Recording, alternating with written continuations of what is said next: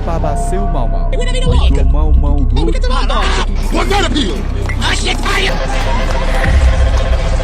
Letucha metucha. Los tuntoncitos dicen irren ren rum.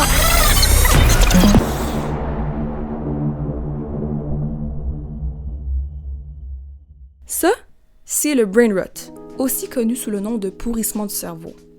En 2024, l'expression a été élue mot de l'année par le dictionnaire Oxford. C'est-à-dire qu'entre 2023 et 2024, la fréquence d'utilisation de cette expression a augmenté de 230%. On peut reconnaître le brain rot par les caractéristiques suivantes. D'abord, un contenu qui est sous format très court, c'est-à-dire des vidéos qui durent en bas de 30 secondes. Ensuite, très peu d'efforts mentaux requis pour comprendre les vidéos. Une esthétique qui est souvent low effort, peu retouchée, avec un montage de pauvre qualité. On a aussi de la répétition de sons, de phrases de gestes. Et enfin, souvent, les sons sont très agressants, même les visuels peuvent être agressants à l'œil. Quel rapport à l'expérience humaine la culture du brain rot exprime-t-elle? Commençons par retracer ses origines. Si on recule dans le temps, on constate que depuis les années 2010, il y a une émergence de la culture de l'absurde dans ce qu'on appelle les memes.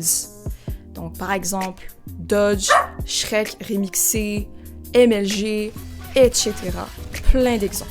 Il faut comprendre que l'humour des générations Z et Alpha, l'humour postmoderne, valorise le non-sens comme une critique des normes sociales, une critique du sérieux dans le fond. D'ailleurs, l'esthétique du brain rot trouve ses racines dans des plateformes comme Vine, qui a imposé des vidéos de 6 secondes pour tous les utilisateurs, et ça a ouvert la voie à des sketchs courts, drôles, percutants, et dont on se souvient encore aujourd'hui.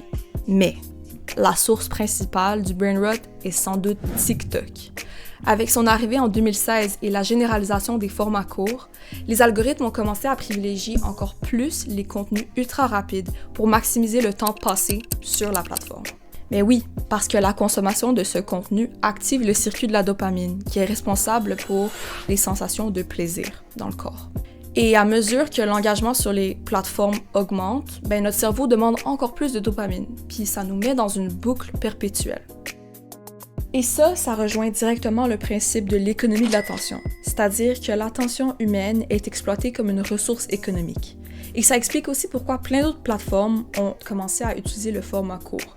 J'ai parlé de TikTok, mais il y a aussi Instagram avec les Instagram Reels, YouTube avec YouTube Shorts, Facebook et même Snapchat. Donc, c'est très très rentable. Pour nous, par contre, ça l'est un petit peu moins. C'est-à-dire qu'on perd beaucoup de temps à regarder ce type de contenu. En fait, on va être sur Instagram, puis on va tomber sur une vidéo de brain rot. On va la regarder une fois, 2 fois, puis ensuite on va la liker, on va la partager à nos amis, on va la commenter. Mais tout ça, c'est des signaux pour les algorithmes. En fait, eux, ils vont prendre ça, ils vont se dire « Oh, cette personne aime regarder du brain rot », donc ils vont nous en recommander encore plus. Et là, il va y avoir une formation de ce qu'on appelle une bulle de filtre.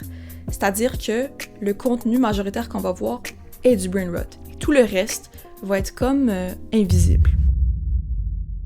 Bon, il semble y avoir eu avec le temps une évolution progressive des contenus qu'on voit sur les réseaux sociaux. Puis on est passé vers quelque chose d'encore plus absurde. Mais comment est-ce qu'on peut expliquer comment on est passé des memes à du brain rot? Il faut comprendre que les trends ou les tendances sur les réseaux sociaux suivent un cycle de 3 grandes étapes qui sont détaillées dans une étude réalisée par Ivana Fechin de l'Université fédérale de Pernambourg en 2018. Et ces étapes-là peuvent être appliquées au phénomène du brain rot. Premièrement, les créateurs de contenu font ce qu'on appelle du mimétisme, ce qui veut littéralement dire recopier. Par exemple, un créateur de contenu va voir un meme ou un brain rot qu'il trouve drôle et qui a eu beaucoup de succès. Donc, il va reprendre la même structure et la recopier dans le but d'avoir également du succès. Ensuite, deuxièmement, le facteur d'innovation entre en jeu. C'est-à-dire que les créateurs de contenu vont prendre certains éléments de la vidéo et d'autres éléments, en fait, ils vont les changer complètement. C'est-à-dire qu'ils vont ajouter une petite touche personnelle. Donc ça leur permet d'apporter quelque chose de nouveau, mais en restant fidèle au contenu d'origine. Donc ça permet également d'avoir du succès et beaucoup de vues. Troisièmement, il y a l'invention qui se distingue de l'innovation. Parce que l'invention, c'est prendre des éléments et en faire quelque chose de nouveau. Donc des éléments viraux qui ont été vus dans les memes, dans les brain rot, ainsi de suite, et en faire un nouveau concept. Et là, ça passe ou ça casse. C'est-à-dire que si c'est apprécié, ça devient viral, les algorithmes vont les recommander, alors là, on recommence le cycle. C'est-à-dire que là, les gens vont faire du mimétisme, de l'innovation et de l'invention. Donc, on comprend que c'est un cycle qui continue au travers du temps. Et ça explique donc pourquoi on est passé de memes à du brain rot en si peu de temps. On s'éloigne de plus en plus de ce qui est concret en allant vers l'absurde. Et maintenant, quel est le rôle des consommateurs de brain rot dans tout ça? En fait, on peut considérer le brain rot comme un type de culture participative numérique, pour reprendre le terme de l'anthropologue social Mizuko Ito. En effet, sur TikTok, par exemple, on participe dans le but de se déconnecter, d'éteindre notre cerveau. Dans ce contexte, le brain rot pour les adolescents, c'est une façon d'évacuer le stress. Effectivement, c'est une stratégie pour gérer les angoisses qui sont propres à l'adolescence, particulièrement à ce moment précis de l'histoire, qui est chargé de conflits et de catastrophes. Et bien que notre génération ne soit pas du tout la première à être exposée à autant d'événements dans le monde en si peu de temps, c'est-à-dire en moins d'une décennie, il faut comprendre que notre génération est quand même la première à avoir toutes ces informations-là en lien avec ce qui se passe dans le monde, avec le climat, ainsi de suite, à avoir tout ça disponible en un seul glissement de doigt sur l'écran. Mais concrètement, est-ce que le brain rot est à craindre? Il y a une étude qui a été réalisée en 2020 par John S. Hutton et ses collègues qui a révélé que, en fait, sur 47 enfants d'âge préscolaire, des niveaux plus élevés d'exposition à ce type de contenu étaient associés à une réduction de l'intégrité microstructurale de la substance blanche du cerveau, responsable du langage, des fonctions exécutives et des compétences de lecture. C'est assez alarmant, on s'entend là-dessus. Mais peut-être qu'il faudrait prendre ces résultats avec un grain de sel, parce que l'étude, en fait, montre pas que le brain rot cause directement des dommages irréversibles au cerveau des enfants. Puis, peut-être que l'étude ne prend pas exactement en compte des variables qui peuvent être confondantes dans l'étude, comme par exemple le contexte familial dans lequel vit l'enfant, le niveau de stimulation intellectuelle de l'enfant, puis même au niveau des interactions sociales. Est-ce que l'enfant a des bonnes interactions sociales? Donc tout ça peut venir changer les résultats de l'étude. Enfin, quels sont les impacts du brain rot sur notre culture? Comme je l'ai expliqué, le brain rot est le produit de l'évolution des codes culturels. L'absurde est devenu notre norme.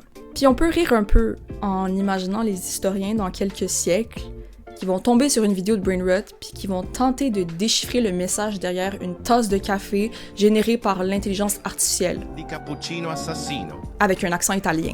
Mais après tout, ça serait pas un peu comme les historiens d'aujourd'hui qui tentent encore, malgré tout, de comprendre qu'est-ce que les hiéroglyphes veulent bien signifier? Peut-être que certains contenus sont simplement destinés à rester incompréhensibles hors de leur époque. L'humour absurde du brain rot ne relève pas simplement d'une perte de sens. Il contribue à façonner une identité collective propre à notre époque. Et si on regarde dans le passé, ce phénomène n'est pas nouveau.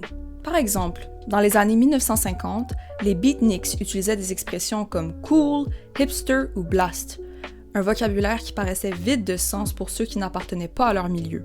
De même, dans les années 1980, les skaters avaient leur propre langage, rad, gnarly, trasher. Autant de mots qui dépassaient la simple communication pour devenir des marqueurs d'appartenance et des moyens de rejeter les normes sociales dominantes. Aujourd'hui, le brain rot joue un rôle similaire. Avec ses airs de non-sens et d'absurdité, il reflète une forme de résistance culturelle, une manière de se distinguer d'un monde trop normé, trop sérieux, en affirmant une identité par l'absurde.